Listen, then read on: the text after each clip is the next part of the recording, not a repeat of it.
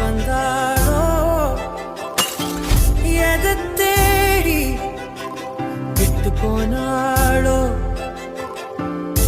இருந்தாலும் நான் ஒடிஞ்சே போயிருந்தாலும் நினைவிருந்தாலே போதும் நினைவிருவேனே நான் நடக்காதல் என்பது மாயவலை சிக்காமல் போனவன் யாரும் இல்லை விரையாமல் வாழும் வாழ்க்கையே தேவையில்லை.